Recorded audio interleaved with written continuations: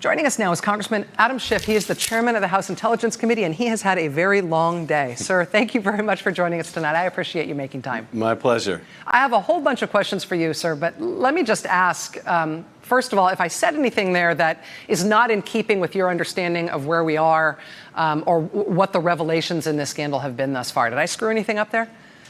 No, I think you summarized the allegations very accurately and the seriousness of them. And also the irony, the dissonance of hearing so many of the Republicans today talk about how this whistleblower wasn't even listening to the call himself or herself, so they're not credible. Well, actually, their allegations are more credible because their sources are so good. It would be one thing if the record of the call came out and it completely contradicted the whistleblower, and you could argue, see, the whistleblower was wrong about the call and therefore the whistleblower was wrong about everything else. But the whistleblower was so remarkably accurate, it just further enhances the credibility of that person, which means I think that it is far more likely that other information in that complaint is also accurate.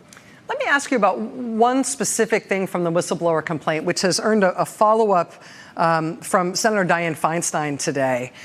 In the whistleblower's complaint, the whistleblower, he or she says, in the days following the phone call, I learned from multiple U.S. officials that senior White House officials had intervened to lock down all records of the phone call, especially the official word-for-word transcript of that call that was produced, as is customary, by the White House Situation Room. Is it your understanding that what the whistleblower is describing there, the official word-for-word transcript of the call, is basically the document that we've seen, those sort of close notes from the White House on what happened over that call? Or is the whistleblower here talking about something that's even more specific as a transcript?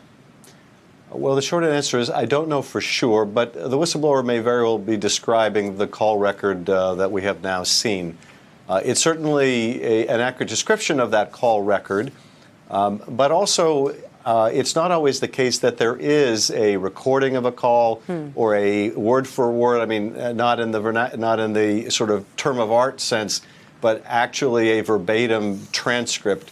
It's more often, I think, a summary, as this is. So I don't know that that indicates that there is, in fact, a separate recording or transcript of that recording. But of course, that's one of the things we want to find out. The complaint also says that all records of that call, including what we think is this document that's now been released, those notes from that call, were locked down, in the words of the whistleblower, that they were essentially migrated onto a special server system that's usually reserved for the most highly classified information inside the National Security Council. What's your reaction to that? And does your committee have the authority, have the jurisdiction to investigate that further? We certainly have the authority and we have the jurisdiction to investigate that. And here's another irony today, and that is the Department of Justice opinion says that the Director of National Intelligence doesn't have jurisdiction here because this doesn't involve an intelligence issue. This involves foreign interference in our elections. Well, first of all, that should come as a revelation to the Director of National Intelligence that he doesn't have jurisdiction over foreign interference. That is a central part of his mission. In fact, that's exactly what the Inspector General meant when the Inspector General said that this is what the American people would understand as core to the function of the director. But more than that, where do they hide this stuff? They hide it with the covert action files in this super secret computer system that's marked for classified intelligence information. So, but apart from that, the idea that this system is being abused to conceal interactions of the president with other leaders that may reveal impropriety or illegality or a betrayal of oath of office is one of, I think, the two serious allegations, core allegations in the whistleblower complaint. There is, of course, the most serious allegation that the president was using his office, abusing his authority to leverage Ukraine while holding up military aid for that country to manufacture dirt on his opponent. There's that whole constellation of issues in which you've got Rudy Giuliani revolving that constellation and laying the groundwork for that call and doing who knows what else. You've got Bill Barr, whose role is still undetermined, the same Bill Barr who is evidently on a mission to try to give credence to this counter-investigation theory, this conspiracy theory that, no, it was really Ukraine that was interfering in our election, not Russia. And by the way, that theory that the Attorney General has been promoting with his investigative resources, and the President was interested in getting Ukraine to promote with its investigative resources, that narrative comes from Russia. And that makes it all the more insidious. Meaning Russia has been promoting that as a counter-narrative to excuse Absolutely. their own behavior in 2016 and blame somebody else. That's where that started. Absolutely. Absolutely. Congressman Schiff, I just want to ask you about this sort of surprise revelation today about, as you say, sort of hiding the material that proved the president's behavior, the evidence of the president's behavior in with the covert action files. I know that the Gang of Eight, of which you are a member, is the Intelligence Committee chairman. I know that your committee, the Intelligence Committee, has access to what the Intelligence Committee does, even its most secret stuff. When the whistleblower says that he or she has information that this isn't the first time that secret server has been used to basically stash information that would otherwise be politically incriminating of the president, but otherwise didn't belong there. Can you go look at that server? And if they've now taken that stuff off the server after stashing it there before, would there be traces left? Would there be evidence that stuff was put there and then removed?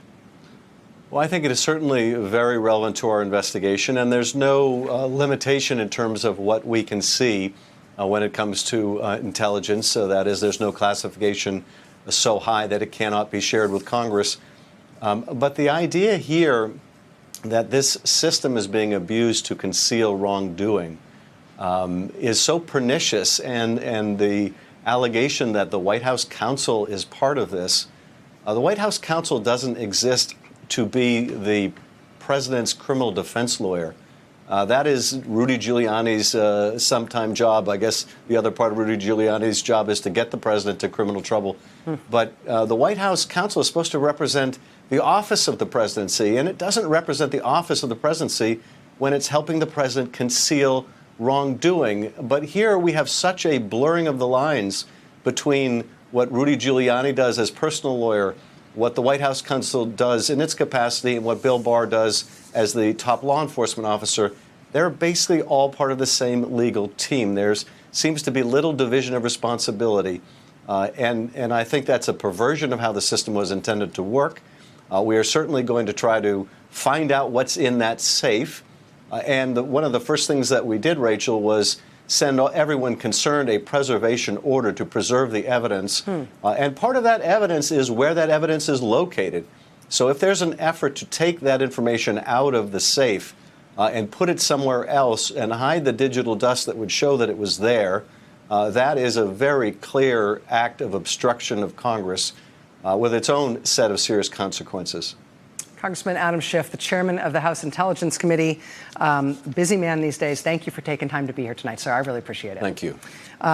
Important news there, actually, from Chairman Schiff, that the Intelligence Committee has sent basically preservation orders telling all the relevant entities involved here, including presumably the White House counsel's office and others, that they can't throw anything out, that they need to retain all records. Obviously, the mantra from the White House, from the Watergate era, is that it's the cover-up, not so much the crime. The destruction of evidence ends up being one of the ways that you figure out what happened, right? Destruction of evidence not only shows consciousness of guilt, but that shows you who's involved. It shows you who's involved in the cover-up. And at this point, there's a lot of leads pointing at the White House, and specifically at the White House counsel's office, in terms of how this bad behavior has been covered up so far. If they're going to try to stop them from further covering it up, it sort of seems like they're going to have to act fast. All right, we'll be right back. Stay with us. Hey there, I'm Chris Hayes from MSNBC. Thanks for watching MSNBC on YouTube. If you want to keep up to date with the videos we're putting out, you can click subscribe just below me, or click over on this list to see lots of other great videos.